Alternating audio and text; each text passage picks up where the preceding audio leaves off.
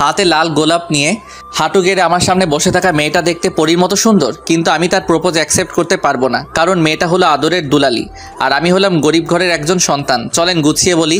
সকালবেলায় গোসল করে বাহিরে আসতে শুনলাম ফোনটা বাজতেছে, তাই তাকিয়ে দেখি মায়া। সাথে সাথে রিসিভ করলাম। ওই, তোর এতক্ষণ লাগে ফোন ধরতে? কই ছিলি তুই? আসলে গোসল করতে গিয়েছিলাম। ও হুসেন, তুই কি আজ ভার্সিটিতে আসবি? কেন? আজকে কত তারিখ তা তোর মনে নেই? আজকে 14ই ফেব্রুয়ারি, মানে ভালোবাসা দিবস, ভ্যালেন্টাইন ডে। আর আজকে তোকে একটা কথা বলবো, তুই চলে আয় তাড়াতাড়ি। কেন, ফোনে বলো। না, তুই আয়, সামনাসামনি বলবো। ওকে। আমি রেডি হয়ে চলে গেলাম আব্বুর দোকানে। চলুন গল্পের পরিচয় পর্বটা শেষ করে ফেলি। আমি আনোয়ার হুসাইন, এবার ভার্সিটিতে পড়ি, পরীক্ষার্থী, মধ্যবিত্ত ঘরের একজন সন্তান। দেখতে হয়তো স্মার্ট, কারণ লোকে তাই বলে। বাবার ছোট একটা মুদির দোকান আছে, যেটা মোটামুটি ভালোই চলে, তাই আমার লেখাপড়ার পাশাপাশি সংসারটাও চলে যায়। তাই আমি এতদূর পর্যন্ত পড়ালেখা করতে পেরেছি। বাবা মায়ের একমাত্র সন্তান, আর আমাকে ঘিরে তাদের সব স্বপ্ন। তাই আমাকে যে করেই হোক ভালো রেজাল্ট করতে হবে। আর যে আমাকে ফোন দিয়ে এতক্ষণ কথা বলল তার নাম সুমাইয়া আক্তার মায়া। বাবা মায়ের টাকার অভাব নেই, তাও আমার মতো একটা ছেলের বেস্ট ফ্রেন্ড। আমি মাঝে মাঝে ভেবে পাই না, কলেজে ফাইনাল পরীক্ষায় ওর সাথে আমার সিট পড়েছিল, তারপর একজন আরেকজনের সাথে ভালো বন্ধুত্ব হয়ে যায়, তারপর দুজনেই একই ভার্সিটিতে অ্যাডমিশন নিয়ে নেই। আর তুষার আমার ছোটোবেলার বন্ধু, ওদের অবস্থাও খুবই ভালো, শুধু আমারই অবস্থা খারাপ। তারপরেও আলহামদুলিল্লাহ, তাও কি আর করার। মায়া অনেক জেদি, যা চাই তাই দেওয়া লাগবে, না পেলে পৃথিবীটা উল্টে রেখে দিবে, যা চাইবে তাই পাবে। ওর সাথে বন্ধুত্ব করে ভুল করেছি, একবেলায় না খেলে জোর করে খাওয়াবে, বেশি রাতে অনলাইনে থাকলে মেসেঞ্জারে ঝাড়বে, আর কোনো মেয়ের সাথে কথা বলতেছি দেখলেই সারছে। সব সময় ওর মনের কথাগুলো আমার সাথে শেয়ার করবে, আর সারা দিন ফোন দিয়ে জ্বালাবে, আর যা চায় আমার কাছে আমাকেও দিতে হয় বাধ্য হয়ে। এগুলো গল্পের পরিচয়। এবার গল্পে চলুন। বাবার কাছ থেকে হালকা কিছু টাকা নিয়ে বাসে করে ভার্সিটিতে চলে গেলাম। বাস থেকে নামতেই তুষারের সাথে দেখা। কিরে, আজকে আসতে এত দেরি হলো যে? আরে বলিস না, রাস্তায় অনেক জ্যাম, তাই আসতে একটু দেরি হলো। তোকে কতবার বলেছি আমার সাথে চলে আসতে, কিন্তু তুই কি করিস, বাসে আসিস? আরে বোকা, তুই এত কিছু বুঝবি না, আমার মতো হলে তারপর সব বুঝতি। শালা, আমি কি তোর থেকে আলাদা?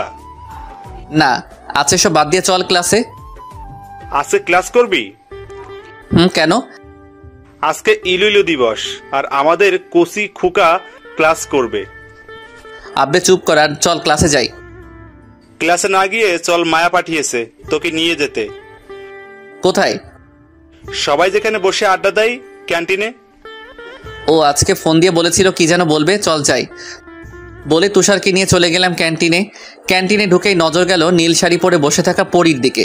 চমৎকার সেজেছে আজকে, দেখতেও বেশ মায়াবী চেহারা মায়ার। তাই ওর কাছে গিয়ে বললাম, কিরে তুই নাকি কি বলবি বলেছিলি? সোজা হয়ে দাঁড়া আগে, তারপর বলবো। এবার বল। মায়া কোনো কথা না বলে একটু হাঁটু ভেঙে বসে পড়ল, তারপর পিছন থেকে একটা লাল গোলাপ বের করে আমার সামনে ধরে বলল, আই লাভ ইউ হুসাইন। আমি অবাক হয়ে গেলাম ওর কথা শুনে। কি বললো ও আমাকে ভালোবাসে? দেখে তো হয়তো সুন্দর হতে পারি, তবে মায়া এখনো জানে না চেহারা দিয়ে যে জীবন চলে না। কি বলবো কিছুই বুঝতেছি না। সবাই তাকিয়ে আছে আমাদের দিকে। আমি কিছু বলছি না দেখে তুষার হালকা করে টোকা দিল। কিরে, কিছু বলছিস না কেন? মায়া ওঠ, সবাই তাকিয়ে আছে। না, তুই আগে রিপ্লাই দে। ওঠ, তারপর বলতেছি। আগে বল, তারপর উঠবো। তুই উঠে বাহিরে আয়, তারপর তোর উত্তর দিব। বলেই লাজুক চোখে তাকিয়ে ওর সামনে থেকে বাহিরে চলে গেলাম। মায়া আর তুষার আমার পিছন পিছন ভার্সিটির বাগানের একটা বড় গাছের নিচে গিয়ে দাঁড়ালাম। এবার আমার প্রশ্নের জবাব দে। মায়া পিছন থেকে বলে উঠল, মায়া আমাকে কিছু প্রশ্নের উত্তর দিবি? বল। আমার কথা শেষ হওয়ার আগ পর্যন্ত কোনো প্রশ্ন করবি না, ওকে? আচ্ছা বল। আচ্ছা, প্রতিদিন তুই কত টাকা খরচ করিস বলতো? তুই এই কথা কেন জিজ্ঞেস করছিস? তোকে না বললাম যে কোনো প্রশ্ন না করতে? আচ্ছা, এবার বল তোর প্রতিদিনের খরচ কত? এই তো 30-40 হাজার টাকা মাত্র। আর দেখ আমার পকেটে মাত্র 577 টাকা। আচ্ছা তুই চলাচল করিস কি দিয়ে? বম। আর আমি চলাচল করি পাবলিক বাস দিয়ে। তো তুই এসব আমাকে বলছিস কেন? তোকে বলছি কারণ তোর সাথে আমার ভালোবাসার সম্পর্ক হয় না, কারণ আকাশ আর জমিন কখনোই এক হয় না। আমি তোর ফ্রেন্ড হওয়ারও যোগ্য না, তবে ভাগ্যক্রমে হয়ে গেছি। কিন্তু এখন তুই যে সম্পর্কের কথাটা বলছিস না, সেটা কখনো হওয়া সম্ভব না। আমি তোর কথা বুঝতেছি না। না বোঝার কি আছে, দেখ আমি সাধারণ আর তুই অসাধারণ, তাই তোর আর আমার মাঝে বন্ধুত্ব থাকাটাই বেশি হয়ে যায়। আর তুই এখন ভালোবাসিস বলছিস। দেখ না, তুই এমনটা করতে পারিস না আমার সাথে। আমি তোর সাথে কিছুই করতেছি না, সব ভাগ্যের খেল। আর ভাগ্য হয়তো চাই না আমি কাউকে নিয়ে স্বপ্ন দেখি, কারণ আমি মধ্যবিত্ত। দেখ তুই কি তা নিয়ে আমার কোনো সমস্যা নেই, আমি শুধু তোকে চাই। দেখ পাগলামি করিস না, যা বাসায় যা, গিয়ে ঠান্ডা হয়ে নে, তারপর আস্তে আস্তে সব ঠিক হয়ে যাবে। তুষার এতক্ষণ দাঁড়িয়ে শুধু আমাদের কথা শুনতেছে আর নির্বাকের মতো আমার দিকে তাকিয়ে আছে। না, কিছুই ঠিক হবে না, তুই ছাড়া কিছুই ঠিক হবে না আমার। তুষার, ওরে একটু বোঝা তো প্লিজ। তুষার এবার হিলকিল করে হাসতে লাগলো। আমি আর মায়া কিছুটা অবাক হয়ে ওর দিকে তাকালাম। মায়া, তুই সত্যই একটা বোকা। হুসাইন হয়তো তুই ঠিকই বলেছিস, তবে মায়া তার বোকামের কারণেই আজ এমন পরিস্থিতি হয়েছে। কি বলতে চাইছিস তুই? আমি অনেক কিছুই বলে দিতাম যদি হুসাইন এখানে না থাকতো। মানে কিছুই না, এখন চল বাসায়। মায়া, তুমিও বাসায় যাও, পরে দেখা হবে। বলে আমাকে নিয়ে চলে আসতে লাগলাম। তুষার এতক্ষণ কি বলল তা মায়া ভাবতে লাগলো আর আমাদের যাওয়ার দিকে তাকিয়ে রইল। চলে আসলাম গেটের বাইরে, এসে তুষারকে জিজ্ঞেস করলাম, আমি না থাকলে তুই মায়াকে কি বলতি? আরে, মায়া হলো অবুঝ একটা মেয়ে, ওকে সারাদিন বোঝালেও কাজ হবে না, তাই কথা কাটিয়ে তোকে ওইখান থেকে নিয়ে আসলাম। শালা তুই মানুষ হবি না, থ্যাঙ্কস। ওয়েলকাম। তবে তুষার, ওরে বিকেলে একটু বুঝিয়ে দিস যেন ও আর এরকম কথা না বলে, তাহলে হয়তো বন্ধুত্ব রাখাটাই অসম্ভব হয়ে যাবে। তুষার কি যেন ভাবতে লাগলো। কিছুক্ষণ পরে ওকে বলল, দেখ আবার কোনো প্যাচ করিস না, তোরে দিয়ে বিশ্বাস নাই হারামি। এই চিনলি আমাকে? যা, বিশ্বাস করতে হইব না। যখন মায়ের সাথে কথা বলবো তখন তোকে আমি কল দিব, তুই শুধু কানে লাগিয়ে রাখবি, আর আমার কানে ব্লুটুথ থাকবে। ওরে হারামি, ঠিক আছে। তারপর তুষার বাসায় নামিয়ে দিয়ে চলে গেল। আমি গোসল করে খাওয়া দাওয়া করে দুপুরে পরে হালকা একটু ঘুমিয়ে নিলাম। বিকেলে ঘুম থেকে উঠে তুষারকে কল দিলাম। তুষার মায়ের সাথে দেখা করার জন্য যাচ্ছে। পাশের একটা রেস্টুরেন্টে মায়াকে ফোন দিয়ে আসতে বলেছে। আমিও ফোন রেখে বসেছিলাম কখন তুষার কল দিবে। আধা ঘন্টা পরে তুষারের কল আসলো, তাই সাথে সাথে রিসিভ করলাম। হুসাইন, মায়া আসতেছে, তুই শুধু চুপ থাকবি। ওকে? ওকে। হাই। আয় বস। তা এখানে ডাকলি কেন? তুই হুসাইনের ব্যাপারে কি সিরিয়াস? কি আছে ওর মাঝে যে তুই ওর পেছনে লেগে আছিস? কি আছে জানি না, তবে ওকে ছাড়া আমি শূন্য, এতটুকু জানি। দেখ, ও চাই তুই এই ব্যাপারটা নিয়ে বাড়াবাড়ি করিস না, তাহলে হয়তো ওর সাথে বন্ধুত্বটাও হারাবি। ও বলছে এই কথা? শুন, তুই ওর পরিবেশে কখনো থাকতে পারবি না। তুই ভালো হয় ওর জীবন থেকে সরে দাঁড়া। এই তুষার, তুই তো একটু বোঝ আমাকে, ওকে একটু বোঝা না প্লিজ, তোর পায়ে পড়ি। নিজেকে এখন ফাটা বাঁশের সিপাই পড়ে থাকার মতো লাগতেছে। Please please please. তুষার, তুই ওকে আর একটু বোঝা, না হলে ও আবার এসব ভূত চেপে থাকবে। মায়া, তুই এত পাগলামি করিস কেন? দেখ, ও হলো বস্তির ছেলে, ওর সাথে তোর মতো এত বড় ঘরের মেয়েকে মানায় না। তুই এসব বলছিস কেন? বলতেছি কারণ ও ছোট লোক, ওর সাথে তোর যায় না, তাই তুই ওকে ছেড়ে দে। দেখ, রাগ উঠতেছে আমার, ওকে নিয়ে আর যদি এমন কথা শুনি তাহলে তোকে লাথি মারবো বলে দিলাম। ওকে, তুই যেটা ভালো বুঝিস কর, পরে আমাকে বলবি না। ওকে, তুই থাক, আমি গেলাম। তার তুষার মায়াকে আঙ্গুল দিয়ে দেখালো, বোঝালো চুপ হয়ে থাকতে। মায়াও কিছু বুঝতে না পেরে চুপ হয়ে বসে রইল। তারপর তুষার আমাকে বলতে লাগলো, হুসাইন, সবই তো শুনলি, আচ্ছা তুই ভেবে দেখ কি করবি। ওকে, রাখি তাহলে। আর ওইদিকে তুষার কান থেকে ব্লুটুথ খুলে টেবিলে রাখলো। তারপর মায়াকে বলল, এবার বুঝলি কেন এতক্ষণ হুসাইনকে পচাইতেছিলাম? ও কি এতক্ষণ সব শুনেছে? হুম। তোদের কি হয়েছে বলবি একটু? কিছুই হয় নাই, তবে তোকে যা বলতেছি তা একটু শুন। বল, কি বলবি? আসলে আমিও চাই তুই হুসাইনেরই হ, কিন্তু হুসাইন সবকিছু ভালোভাবে চিন্তা বিবেচনা করে কথা বলে, তাই আমি ওকে বুঝতে পারি না। তবে এখানে তোরও একটা ভুল আছে। আমার আবার কি ভুল? তুই হুসাইনকে প্রপোজ করতে গেলি কেন? ওকে আগে নিজে জালে ফাঁসিয়ে তারপর না হয় প্রপোজ করতি, বলদি কোথাকার। ঠিক বলেছিস। আচ্ছা, আগে এটা বল, আঙ্কেল আন্টি জানে যে তুই হুসাইনকে ভালোবাসিস? আমি বলে দিয়েছি আব্বুর মুখে। কি বলেছে আঙ্কেল আন্টি? ওনারা বলেছে আমি যাকেই পছন্দ করি ওনারা তাকেই মেনে নিবে, আর হুসেনকে তো ওনারা আরো আগেই মেনে নেবে। ওকে, তাহলে তুই এর পিছনে লেগে থাক, আমি বাকিটা দেখতেছি। ওকে, প্লিজ ওকে একটু বুঝিয়ে বল যেন রাজি হয়ে যায়। Please Tushar, please. আরে বোকা, বললাম না আমি দেখতেছি। ওকে জালে ফেলে হলেও তোর করে দিব, কথা দিলাম। থ্যাঙ্কস। ওয়েলকাম। জানিস ও এমন আচরণ করবে আমি তা ভাবতেও পারিনি। বলেই মায়া কাঁদো কাঁদো মুখ করে ফেললো। মায়া প্লিজ কাঁদিস না, এটা পাবলিক প্লেস, তুই কান্নাটা থামা।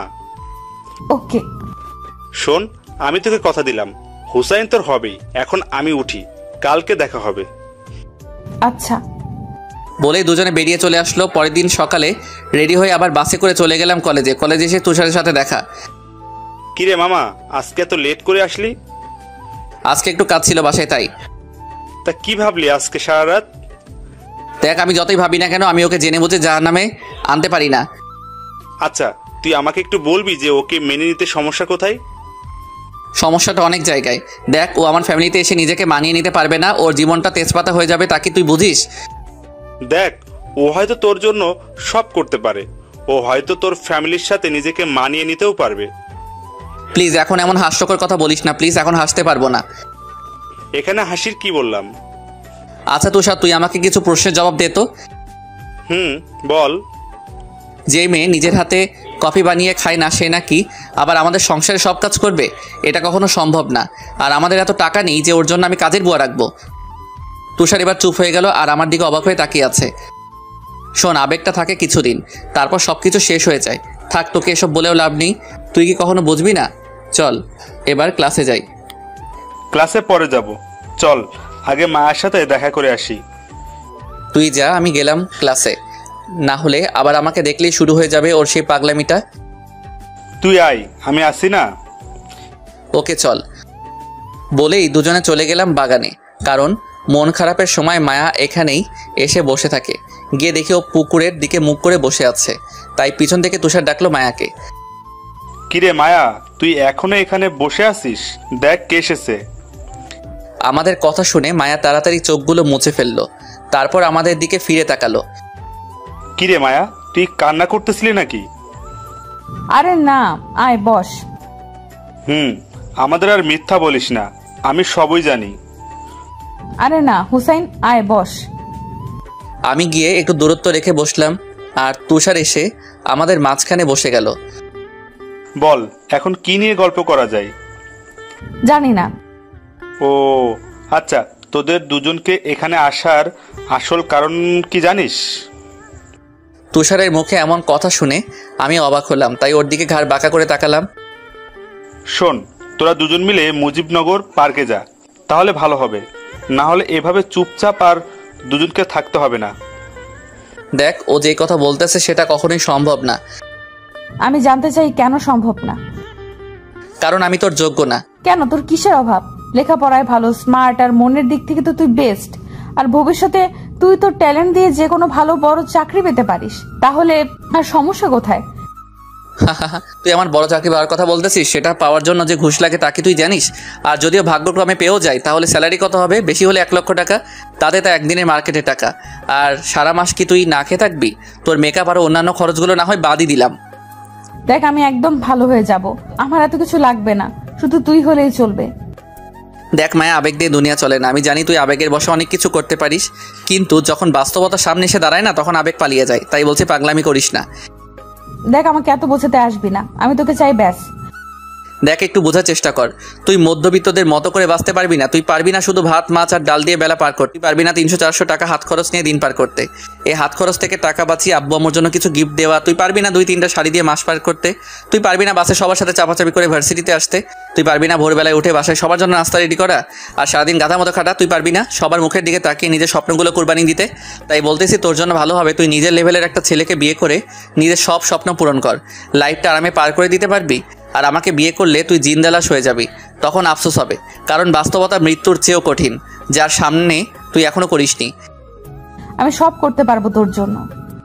এবার রাগটা আমার মাথার উপর উঠে গেল, তাই নিজেকে আর সামলাতে পারলাম না। ঠাস করে একটা চর বসিয়ে দিলাম ওর গালে। মায়া চর খেয়ে অবাক হয়ে গেল। আর এতক্ষণ আমাদের কথা শুনতেছিল তুষারও চমকে উঠল। ওই পাগল, তোকে বোঝাই, তোর মাথায় ঢুকে না যে আবেগ দিয়ে সব হয় না। বাস্তবতায় নিজেকে সামলাতে পারবি না তুই। যা বলতেছি তাই কর। মায়ার চোখ দিয়ে সমানে পানি পড়তে লাগলো। আর তখনই তুষার সেখান থেকে আমাকে টেনে নিয়ে আসলো আর মায়াকে বলল, মায়া তুই দাঁড়া, আমি আসতেছি। তুষার বলে আমাকে বাহিরে নিয়ে আসলো। ছাড় আমাকে, পাগলাটাকে বুঝাই, এক ফোঁটা যদি বুঝতো। নিজেকে শেষ করার ফোন দিয়ে আটতেছো, আর কিছুই না। আচ্ছা তুই ঠান্ডা হ, আমি দেখতেছি কি করা যায়। বোঝা ওকে, না হলে পরে ওর গলা টিপে মেরে ফেলবো বলে দিলাম।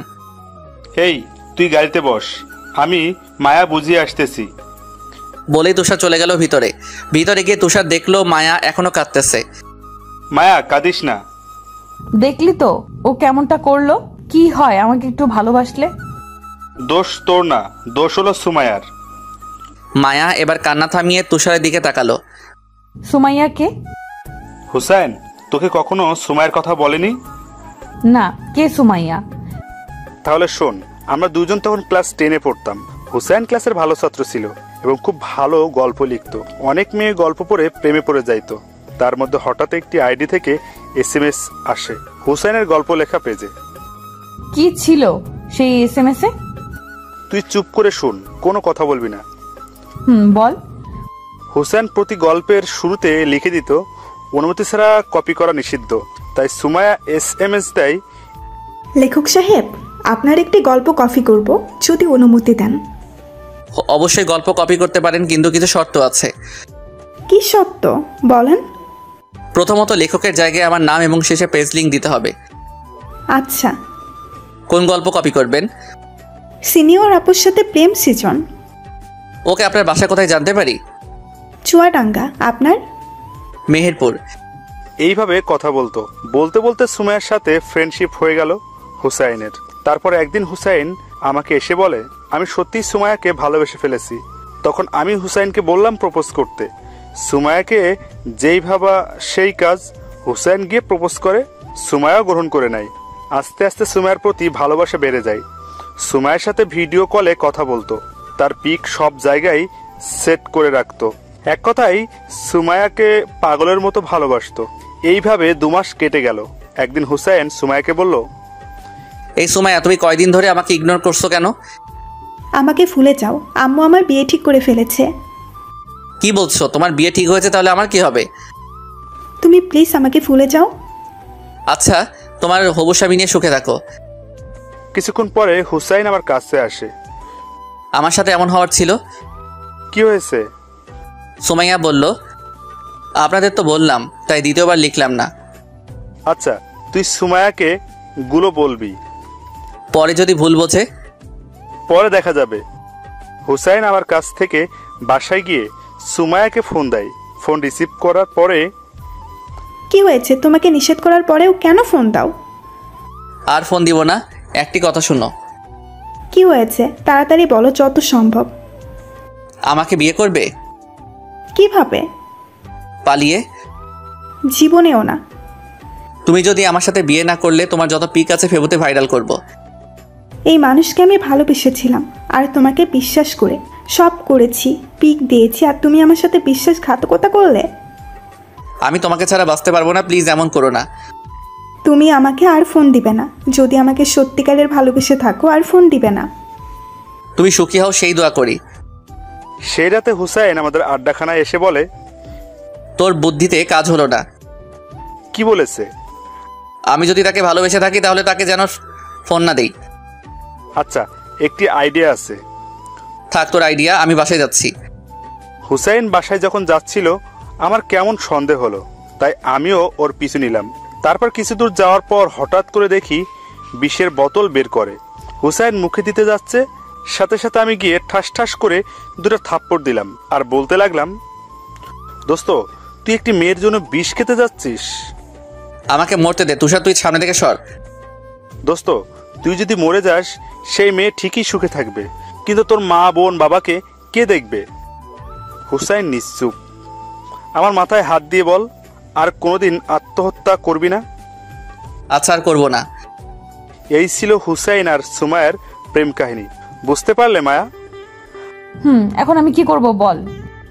আর কিছুদিন ওর পিছনে লেগে থাক, না হলে পরে দেখা যাবে। ওকে। তুই থাক, হুসাইন গাড়িতে বসে আছে, আমি যাই। তারপর তুষার আবার ফিরে আসলো। কিরে এতক্ষণ কি করলি? এই তো একটু বুঝতে সময় লাগলো। ও আজকে আর ক্লাস করবো না, বাসায় চলে যাব। শালার মুডটাই নষ্ট করে দিল। ওকে চল। বলে তুষার আমাকে বাসায় নামিয়ে দিয়ে চলে আসলো। এভাবে কয়েকদিন চলে গেল। আর মায়া পাগলের মতো আমার পিছনে পড়েছিল, কিন্তু আমি বারে বারে সেই একই কথা। মায়াকে যাই বলি না কেন ও সব কিছু স্বাভাবিকভাবে নেয়, আর পাগলের মতো পিছে পড়ে আছে। এক সকাল আমি কলেজে এসে তুষারের সাথে দেখা করলাম। তারপর ক্লাসে যাওয়ার সময় দেখা হয় মায়ার সাথে। হাই জানু, কেমন আছো? দেখ মায়া, আমি আগেও তোকে বলেছি যে আমাকে এভাবে রাগাবি না, সেটা নিয়ে বাড়াবাড়ি সম্ভব না। কোনটা সম্ভব না? তুই কখনো আমাদের মতো চলতে পারবি না, তাই তুই আমার পিছনে আসিস না প্লিজ। আমি তোমার জন্য সব করতে পারবো। কি করতে পারবি তুই বল আমাকে। তুমি যা বলবে সব করতে পারবো, একবার বলে তো দেখো। সব করবি তাই না? তাহলে চল। বলেই আমি মায়ের হাত ধরে টেনে ভার্সিটির বাহিরে নিয়ে আসলো। জানো তুমি আমাকে কোথায় নিয়ে যাচ্ছ? আগে যাই তারপরে বুঝতে পারবি, আগে চল। তুষার গাড়ি স্টার্ট দে। তুষার গিয়ে গাড়ি স্টার্ট করলো। তারপর মায়াকে নিয়ে সোজা বাসায় চলে আসলাম। তারপর মায়াকে নিয়ে ভিতরে গেলাম, গিয়ে আম্মুকে ডাকলাম। কি রে, এভাবে ডাকছিস কেন?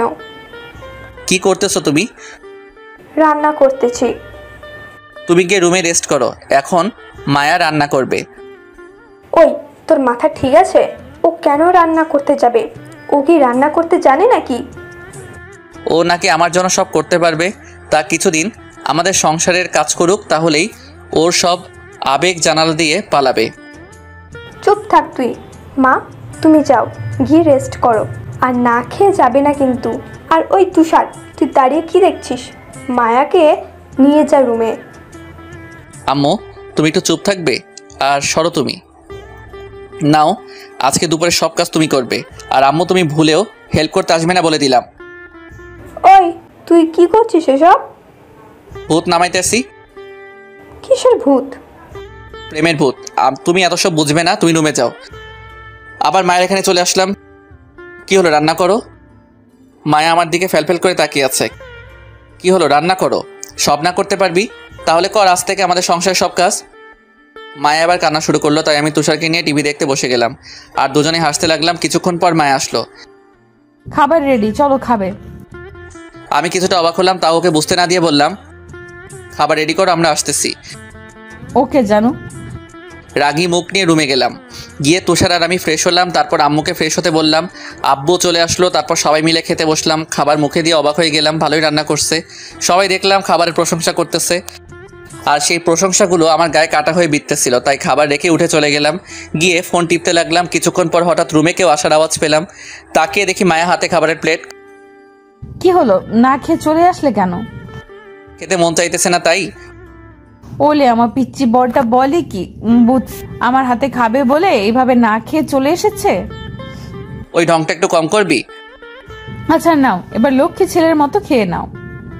মুখের সামনে লোকমা ধরে বলল, না তুই খা, তোর খাবার আমি খাবো না।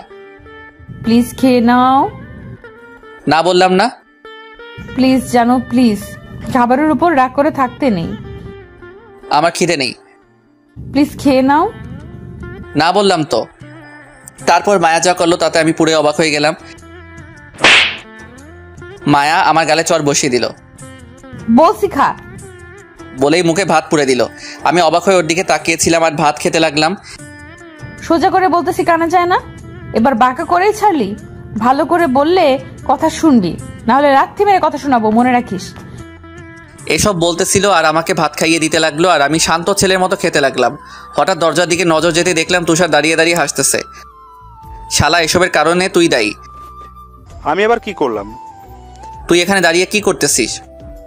এই যে তোর বউ তোকে খাইয়ে দিতেছে, সেটা দেখতেছিলাম। ওই আমি বিয়ে করলাম কবে? তা তো জানি না, তবে এত আদর করে বউ আর মা বাদে কে খাওয়ায় বল? তুই গেলি না, এখন গ্লাস দিয়ে মারবো। বলে গ্লাসটা হাতে নিলাম আর তুষার চলে গেল, আর এদিকে মায়া আমাকে খাইয়ে দিয়ে সব কিছু ঠিকঠাক গুছিয়ে ফেললো। প্লেট নিয়ে বাহিরে যাওয়ার আগে আমার গালে একটা কিস করে চলে গেল। আমি অবাক হয়ে ওর যাওয়ার দিকে তাকিয়েছিলাম। কিছুক্ষণ পর আবার মায়া রুমে আসলো। কি হলো, তুমি এখনো ঘুমাওনি? আমি রাগে কোনো কথাই বললাম না। ও লে, বাবুটা রাগ করেছে রে, রাগ করো না প্লিজ। আমি তাও কিছুই বললাম না। আসো আমি ঘুম পাড়িয়ে দিই। না, আমি এখন ঘুমাবো না। তাহলে আমাকে এখন আদর করো একটু। না, আমি এখন ঘুমাবো। এখন না বললে ঘুমাবে না? এখন ঘুম পেয়েছে তাই ঘুমাবো। ওলে, আমার বরটা তো দেখে অনেক অভিমানী। ওই তোমার বরকে? আমার সামনে যে বসে আছে সে। আমি কারো বর না, আমি এখনো বিয়ে করিনি, তাই এই নামই ডাকবি না। ওলে, এত অভিমান আমার বরের, আর কিউট লাগে অভিমান করলে। তা আজকে না আসলে দেখতেই পেতাম না। ধুর, বলে শুয়ে পড়লাম। আর মায়া মাথার কাছে বসে মাথায় হাত বুলাতে লাগলো। তাই কিছুক্ষণের মাঝে হারিয়ে গেলাম ঘুমের রাজ্যে। ঘুম ভাঙলো সন্ধ্যায়। আশেপাশে তাকিয়ে দেখি মায়া নেই, তাই উঠে ফ্রেশ হয়ে ড্রয়িং রুমে দেখলাম তাও নেই। যাক, শান্তি হলো মনটা। কিছুক্ষণ পর আম্মু তার রুম থেকে বেরোলো। আম্মু, বোমটা কই? বোমকে? মায়া কই? মায়া তো চলে গেছে। তাই নাকি? কখন? অনেকক্ষণই তো হলো। যাক, বুঝছে তাহলে আপদ বিদায় হয়েছে। ওই, তুই মেয়েটার সাথে এমন করলি কেন? আম্মু, তুমি এত... এখন আবার কে এলো? দেখো গিয়ে। বলে আম্মুকে দরজা খুলে দিল। দরজা খুলতে আমি চমকে গেলাম। মায়া এসেছে, তাও হাতে ব্যাগ আর টেডি বিয়ার নিয়ে। মনে হয় একবারের জন্য চলে এসেছে। আরে মা, আয় আয় বলেই বাসায় ঢুকে গেল। ওই, তুই আবার আসলি কেন? এটা এখন আমার বাড়ি, আমার যখন মন চায় তখন আসবো, তাতে তোমার কি? এটা তো আমার বাড়ি, তোর হলো কবে থেকে? যা তোমার তাই তো আমার, কারণ তুমিই তো আমার স্বামী। দেখ মায়া, তুই কিন্তু বাড়াবাড়ি করছিস। তুই চুপ থাক। ওকে, আমিও দেখবো তুই এখানে কিভাবে থাকিস। ওকে। আমি রাগ করে বেরিয়ে গেলাম বাসা থেকে। ফোন দিলাম তুষারকে। কিরে, তুই কই? বাসায়। কেন? এখনই মুজিবনগর পার্কে আয়, কথা আছে। কিছুক্ষণের মধ্যেই তুষার চলে আসলো। তারপর ওকে সব খুলে বললাম। তো এখন কি করবি? আঙ্কেল আন্টির কাছে যাব, ওনাদের বুঝিয়ে বললে ওনারা গিয়ে ওকে নিয়ে আসবে। ওকে, যেমন তোর ইচ্ছা। চল, এখনই যাব। এখন? চল। ওকে। বলেই দুজনে চলে গেলাম মায়াদের বাসায়। আঙ্কেল কেমন আছেন? ভালোই। তা তোমার কি খবর? এতই তো ভালোই, তবে আপনার সাথে আমার কথা আছে। কি কথা বলো?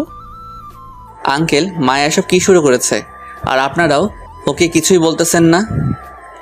তুমি জানো না ও কি রকম? ওর বোঝানোর মতো কেউ আছে নাকি? অন্য ব্যাপারে হলে ওকে ছিল, কিন্তু এটা তো ওর লাইফের প্রশ্ন। এখন না বললে কি হবে? ও যা করতেছে তাতে ভুল কি? আপনিও এই কথাই বলতেছেন? দেখো, আমার মেয়ের ভালো সে নিজেই বুঝে, তাই এখানে আর আমরা কি বলবো? তাই বলে মেনে নাও মায়াকে, আমরা আমাদের সব সম্পত্তি তোমার নামে লিখে দিব।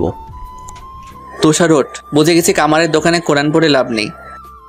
বলে চলে আসলাম সেখান থেকে। তারপর আবার সেই পার্কে এসে বসলাম। আচ্ছা রে, তুই কি বলতো, মেনে নে মায়াকে। আরে তুই একই কথা বলতেছিস। কি সমস্যা বল আমাকে। আরে আবেগ পরে এসব করতেছে, কিছুদিন পর শেষ হয়ে গেলে তখন সব সমস্যা শুরু হবে। এসব কিছুই হবে না, ও তোকে মন থেকে ভালোবাসে। না, এটা ওর আবেগই। তুই দেখতে থাক, আরো কিছুদিন পার হলে দেখবি ওর সব কিছু শেষ হয়ে গেছে। ওকে দেখ তুই, তবে আমি শিওর ও তোর জন্য সব করবে, আর তোকে পেয়েই ছাড়বে। তোরও মাথা নষ্ট হয়ে গেছে, এখন চল বাসায়। বলেই তুষার আমাকে বাসায় নামিয়ে দিয়ে সে চলে গেল। আসতে এত লেট হলো যে? এমনি। আর তুই এখনো এই বাড়িতে কি করছিস? এমনি। আমার উত্তর আমাকে রিপ্লে করছিস? ভালো। এখন তাড়াতাড়ি এসে ফ্রেশ হয়ে নাও। খাবে? না, আমার খিদে নেই। খেতে আয় বলছি। আসতেছি। আর দেখি মায়া হাসতেছে। কিছু না বলে চলে গেলাম ভেতরে। আমি বুঝি না ওর পাগলামিতে সবাই এভাবে সাই দিতেছে কেন। ওরা পাগল না, আমি পাগল, এটাই বুঝতেছি না। এসব ভাবতে ভাবতে ফ্রেশ হয়ে আসলাম। মায়া রুমে আসলো, এসে আমার পাশে বসে পড়লো। কি সাহেব, আজকে এত কিউট লাগতেছে কেন আপনাকে? পাম দিস না প্লিজ। সত্যি বলতেছি, সত্যি আজকে মাশাআল্লাহ। সরে বসে এখান থেকে, আমার মাথা ব্যথা করতেছে। তাহলে তুই শুয়ে পড়, আমি তোর মাথায় মলম দিয়ে দিচ্ছি। লাগবে না, তুই যা তাহলেই হবে। ওকে, তবে রাতে পালাবা কই জানো? রাতে পালাবো কেন? কারণ রাতে তুমি আর আমি এক খাটে থাকবো। কি তোর মাথা ঠিক আছে? ঠিক আছে। তাই তো রাতে আমি আমার স্বামীর সাথে এক খাটে থাকবো। মায়া এদিকে আয়। কেন? আয় না প্লিজ। বল। আমার পাশে বসে গেল। মায়া তুই না লক্ষ্মী মেয়ে, এমন পাগলামি কেন করতেছিস? দেখ, তোকে তোর থেকে বেশি আমি বুঝি, তাই তোর ভালোর জন্যই বলতেছি। একটা ভালো বড়লোক ছেলে দেখে বিয়ে করে সুখের সংসার কর, আর এতে তোর ভালোই হবে। আমি আমার ভালোটা বুঝি, তাই প্লিজ আমাকে জ্ঞান দিতে এসো না প্লিজ, জানো? মায়া তুই আমার কথাটা রাখ প্লিজ। ওই, তুই গুরুজনদের মতো এইভাবে বলছিস কেন?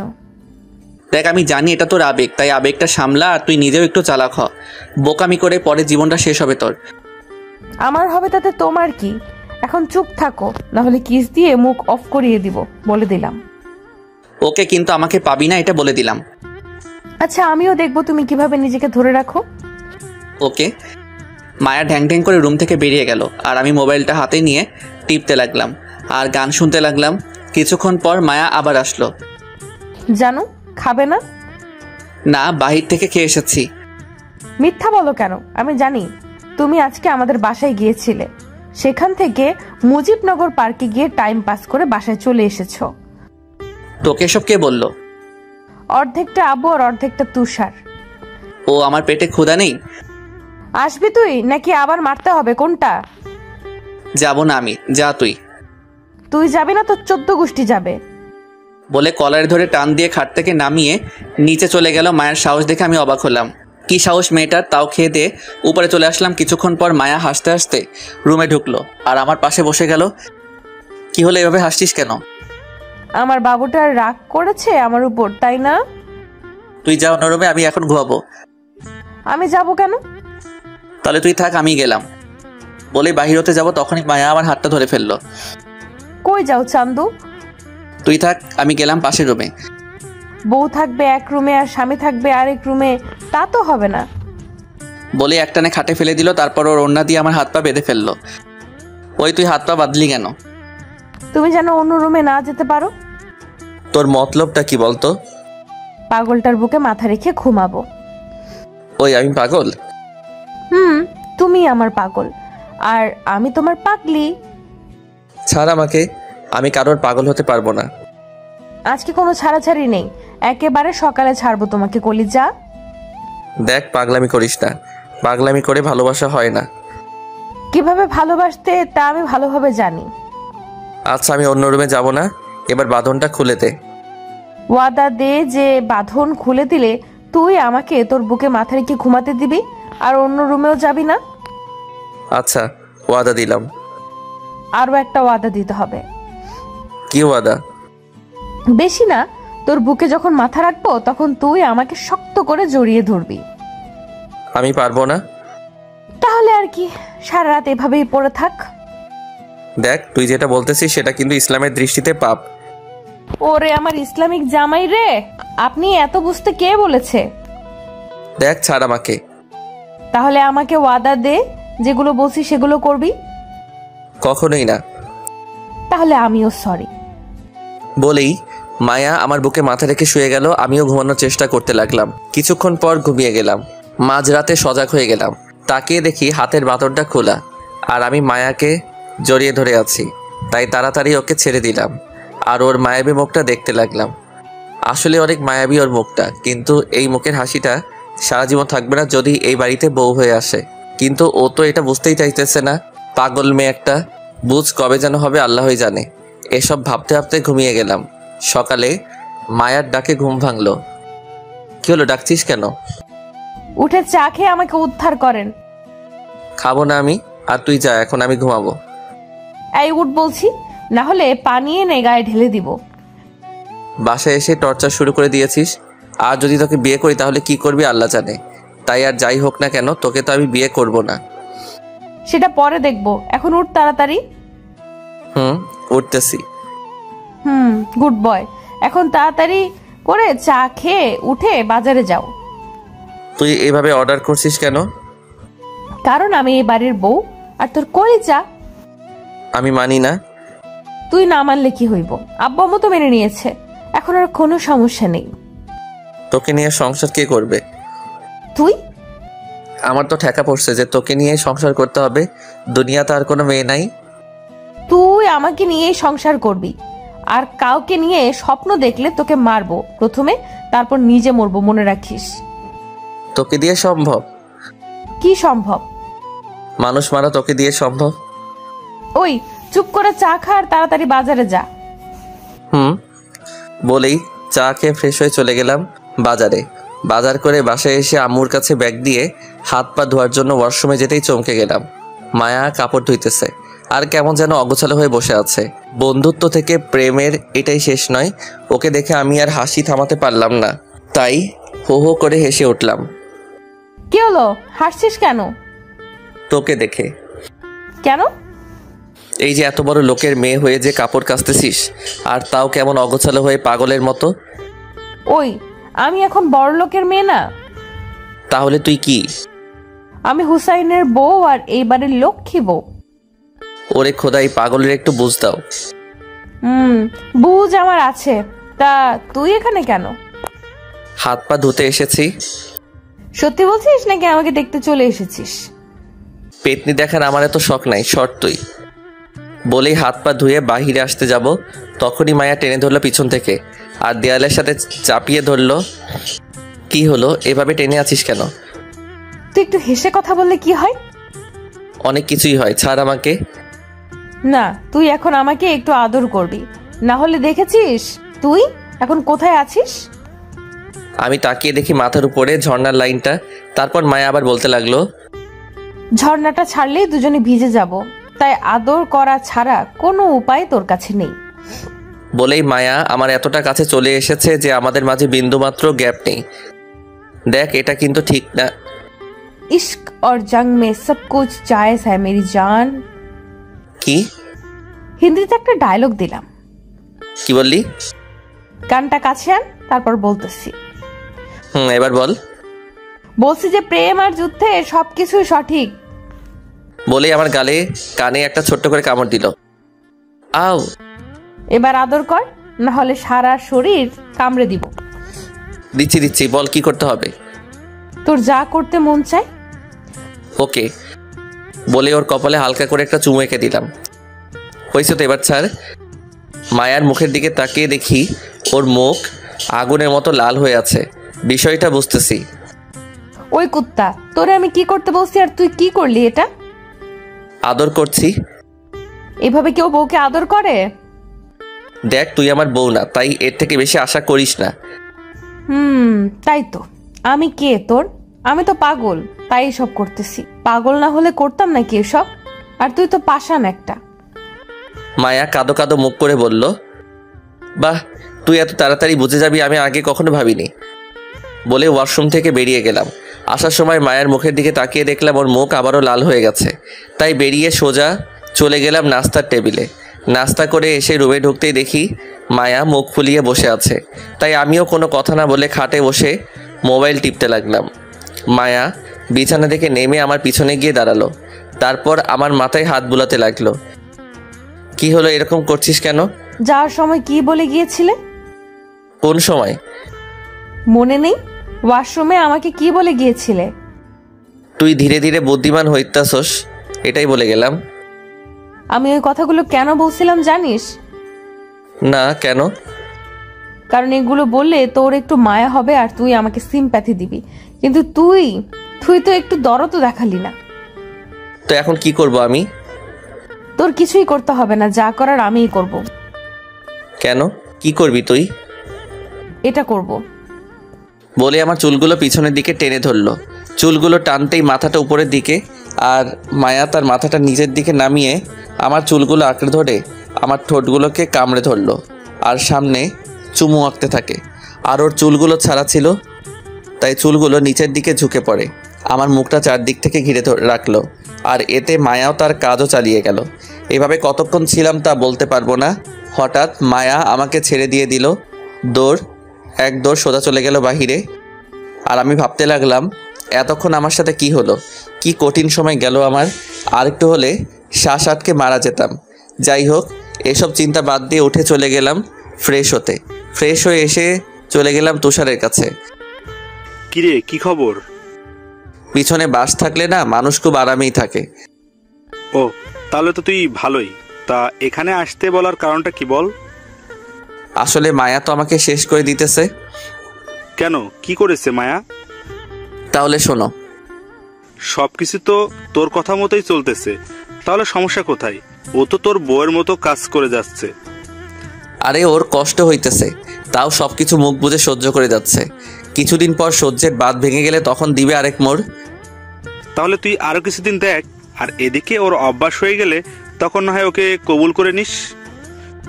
ওকে বলে ওর থেকে বিদায় নিয়ে বাসায় চলে আসলাম। এভাবে চলে গেল কিছুদিন। পরীক্ষা শেষ করে একটা কোম্পানিতে চাকরি করি, আর এদিকে মায়াও আমাদের ঘরের একটা মেয়ে হয়ে গেছে। সব চলাচল আমাদের মতোই, কিন্তু কেন জানি ওকে মেনে পারতেছি না। এক সকালে, কিরে, আর কত ঘুমাবি? তুই আসলি কখন? সবার সাথে আসছি। তা উঠ, সবাই তোর জন্য অপেক্ষা করতেছে। কিসের? আজকে তোর আর তানাহানা বিয়ে, তাই তো সবাই এসেছে। উঠ তাড়াতাড়ি। তোর মাথা ঠিক আছে? আমি মায়াকে বিয়ে করব? আবে উঠ, তুই করবি তোর 14 গোষ্ঠী করব। মায়াটারে ফাও আর কত খাটাবি? এবার তো মেনে নে। মায়া কই? ওর সাথে আমার কথা আছে। তুই বস, আমি ওকে পাঠাচ্ছি। আমারে ডাকছিলি? দেখ, আমি এই বিয়েটা করতে পারবো না, কারণ আমি চাই না তোর একটু পাগলামির জন্য তোর লাইফটা নষ্ট হয়ে যাক। আমাকে বিয়ে করলে তোকে সারাদিন কাজ করতে হবে, আর যদি তুই এসব পাগলামি বাদ দিয়ে ভালো কোনো ছেলেকে বিয়ে করিস, তাহলে সেখানে তোর কথাই সব চলবে। দেখ, পাগলামি না করে এবার একটু বুঝতে শিখ, না হলে সারা জীবন তোকে পস্তাতে হবে। তাই বলতেছি, যা গিয়ে বিয়েটা আটকে দিয়ে নিজের মতো করে বাঁচ। আর এই কয়েকদিনে তুই বুঝতে পেরেছিস যে মধ্যবিত্ত লাইফটা কত কষ্ট।